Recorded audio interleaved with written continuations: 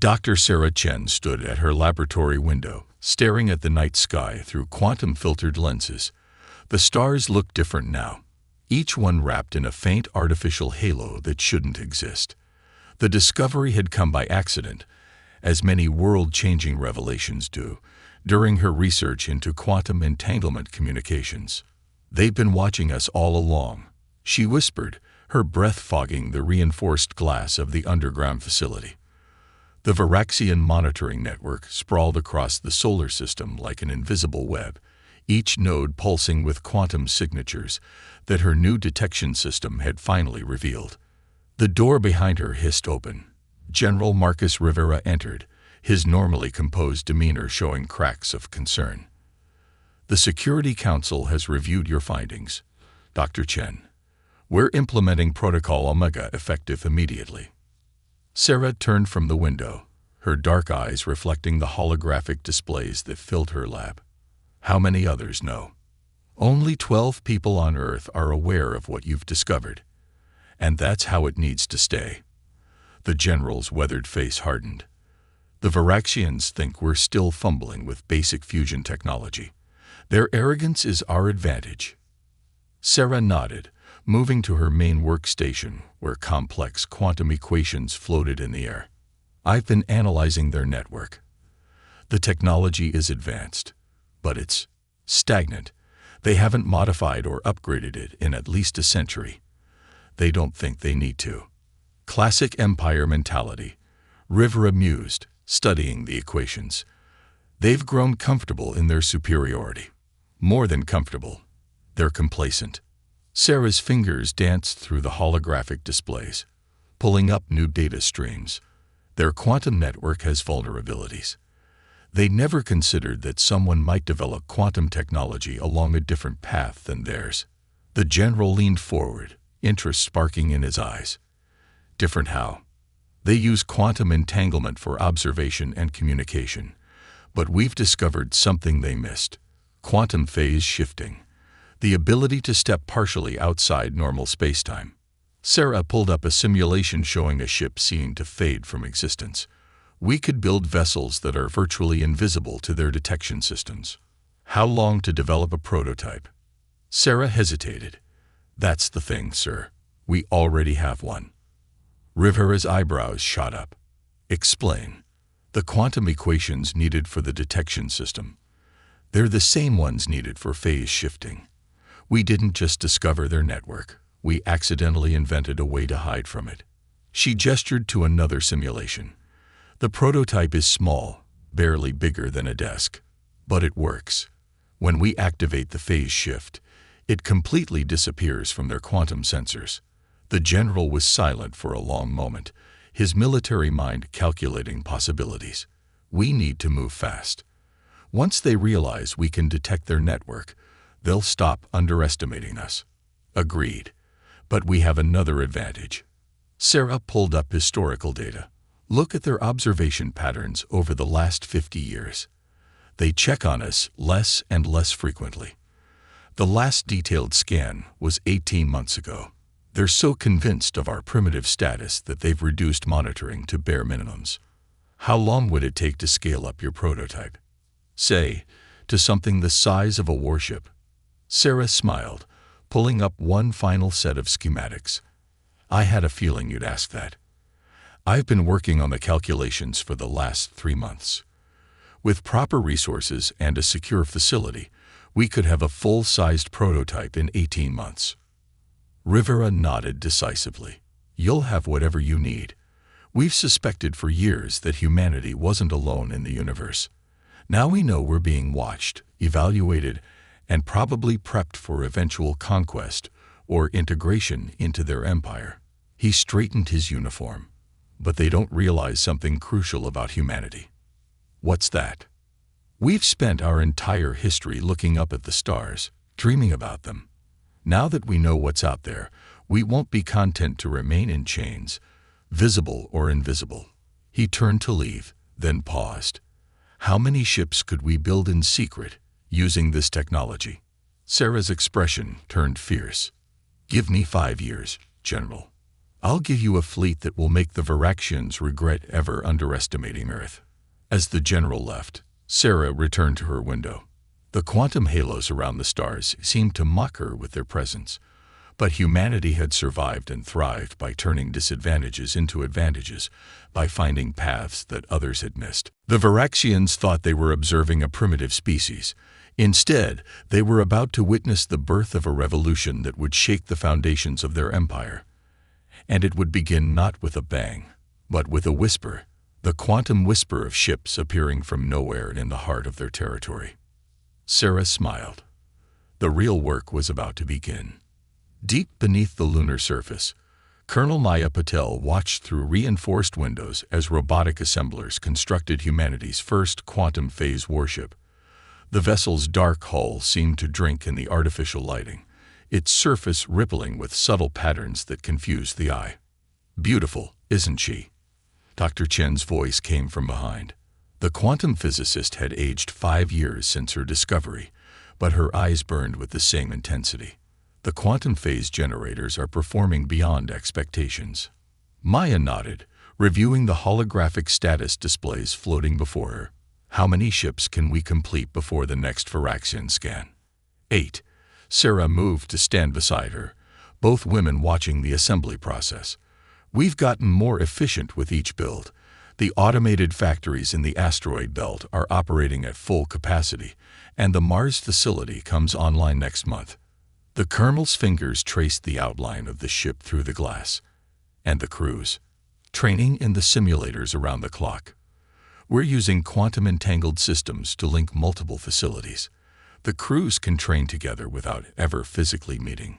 Sarah pulled up new data streams. The neural interfaces are working perfectly. Reaction times are 300% faster than conventional systems. Maya turned from the window, facing the scientist directly. "What about the AI cores?" The general's concerned about potential quantum consciousness emergence. Sarah's expression grew serious. "We've implemented multiple failsafes. The AIs are advanced, but they're not true consciousness. They're more like quantum probability engines. They can process combat scenarios across multiple potential timelines simultaneously, but they remain tools, not beings." "Good. The last thing we need is an AI uprising while we're preparing to face the Varaxians." Maya started walking, Sarah falling into step beside her as they moved through the facility's curved corridors. "Show me the weapon systems." They entered a vast circular chamber dominated by holographic displays. Sarah gestured, and the air filled with technical specifications. "We've developed 3 primary weapon systems. The quantum phase torpedoes can shift partially out of normal spacetime, making them nearly impossible to intercept. The graviton lances can disrupt the enemy's mass-energy balance, literally tearing their ships apart. And the temporal displacement cannons." She paused, allowing a slight smile. "Those are my personal favorite. They create microsecond temporal bubbles around target areas. When the bubbles collapse, anything caught inside experiences several thousand years of time dilation instantly." Maya whistled softly. "Nasty. And all of this developed in just 5 years. Once we understood quantum phase principles, other advances followed naturally.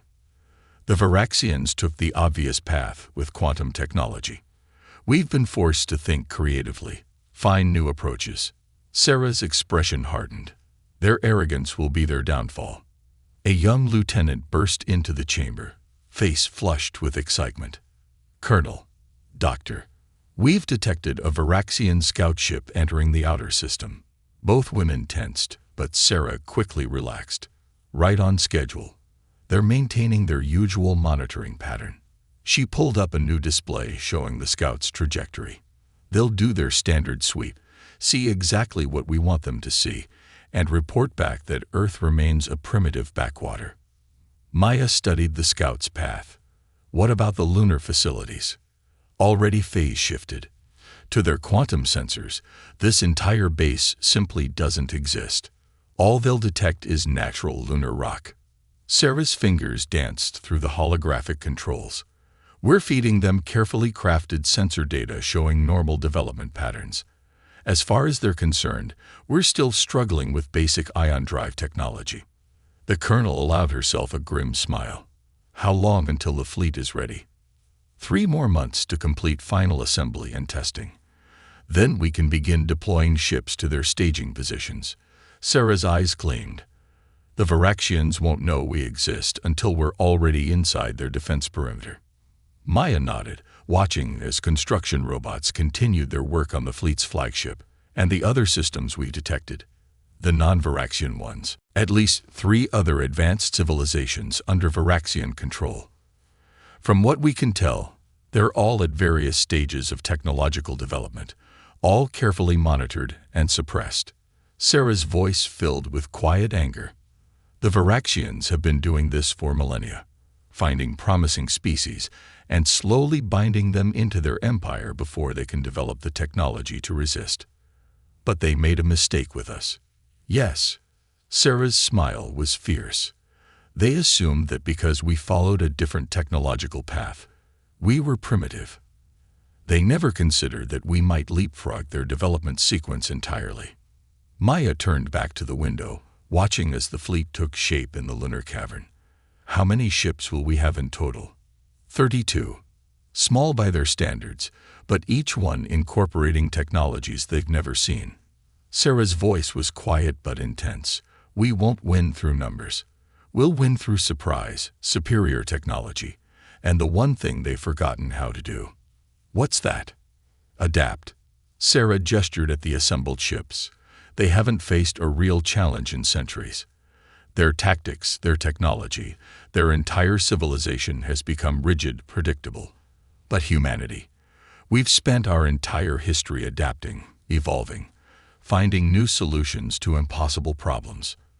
The scout ship completed its sweep and began its journey back to Varaxian space, completely unaware of the force gathering in secret.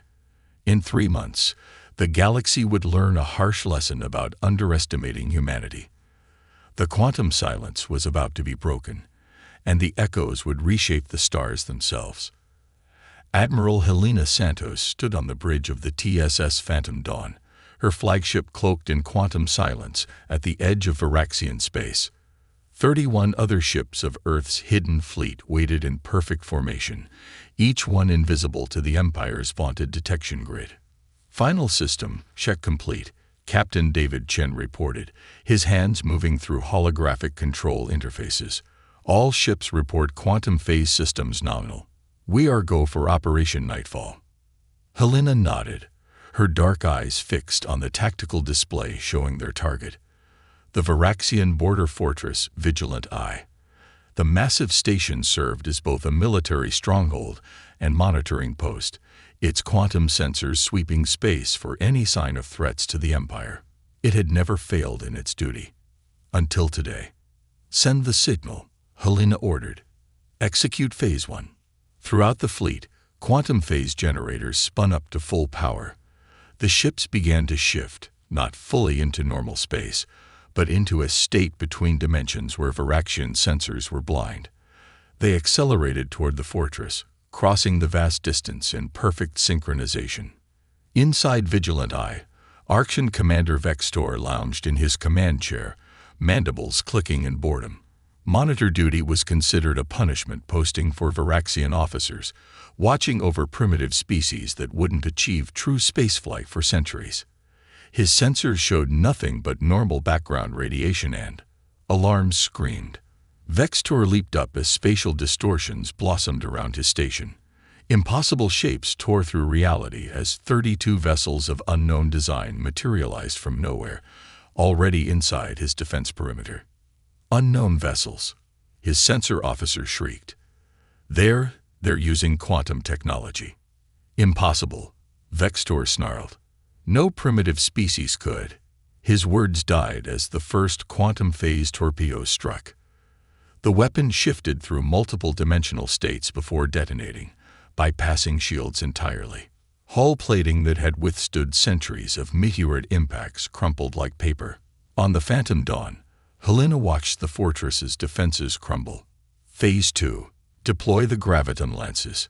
Beams of twisted spacetime lashed out from the Earth vessels, their targeting guided by quantum probability engines that calculated attack vectors across multiple potential futures simultaneously.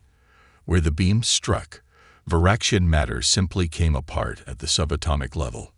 By the Eternal Empire, Vextor whispered as his command center disintegrated around him.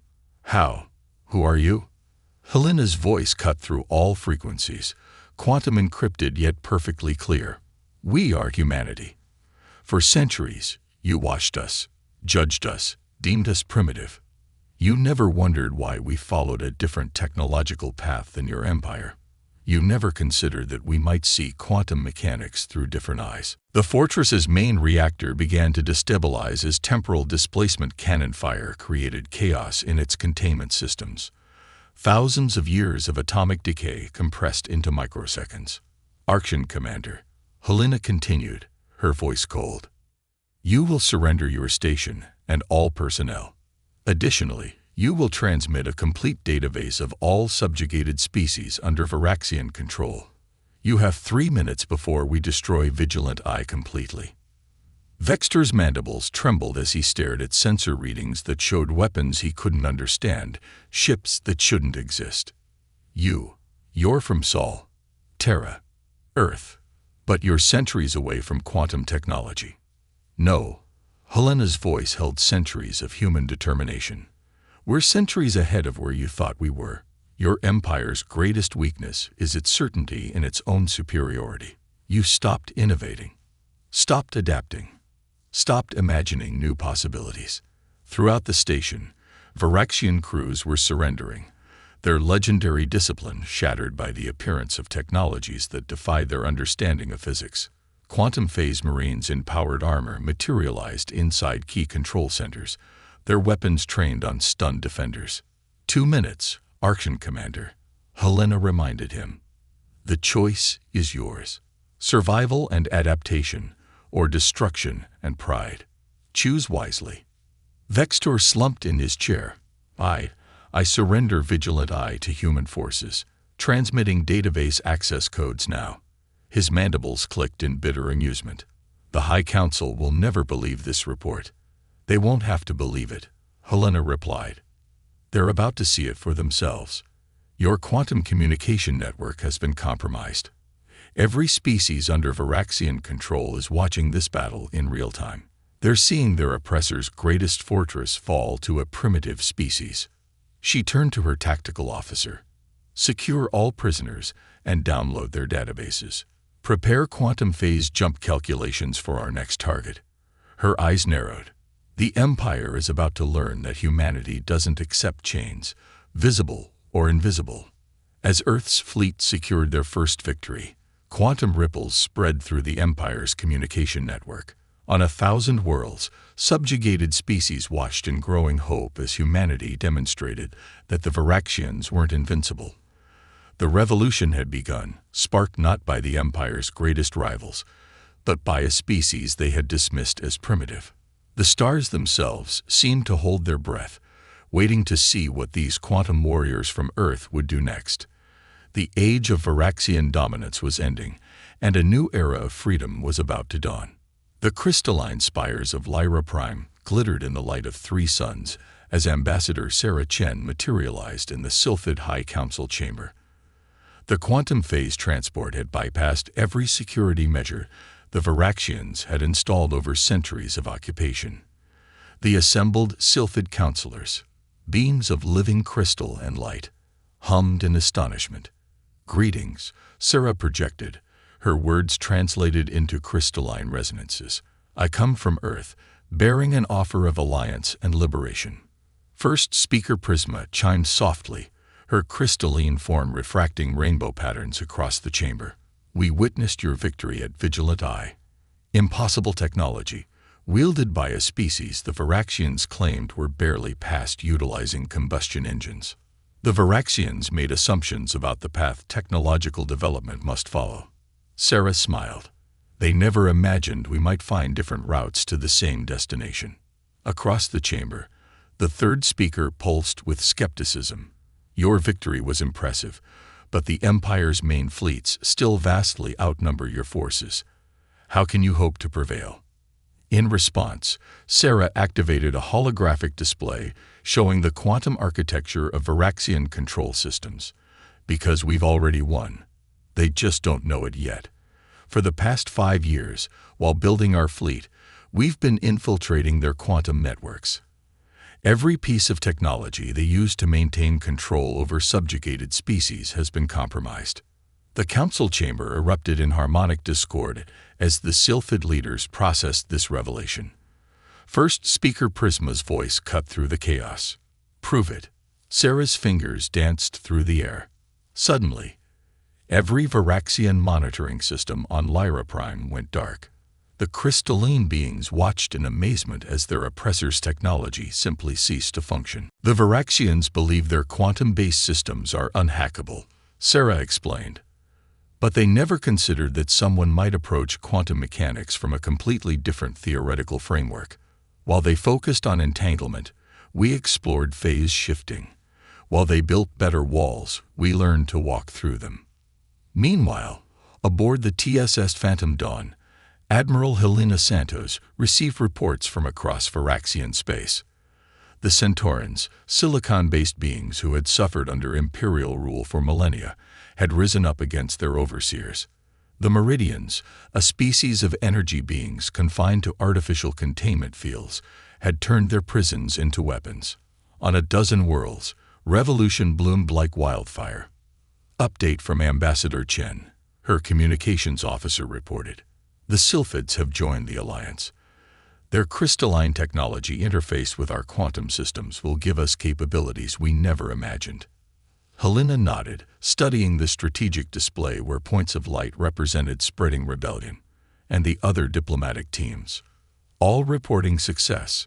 The Varaxians' greatest weakness is becoming apparent. They never fostered cooperation between their subject species. Each world was isolated, told they were alone in their primitive status. Now that they can communicate freely, they're realizing they were never primitive at all. Helena finished. Just forced down technological paths that suited Varaxian control. On Lyra Prime, Sarah concluded her presentation to the Sylphid Council. Earth offers not just liberation, but partnership. Your crystalline quantum processors working in harmony with our phase shift technology. The Meridian's energy manipulation techniques combined with Centauran's silicon-based computing. Together, we can create technologies the Varaxians never dreamed possible. First Speaker Prisma's crystalline form pulsed with determination. The Sylphid collective votes to join the Earth Alliance. Our knowledge, our resources, our warriors are yours. Let us show the Empire that true strength comes not from domination, but cooperation.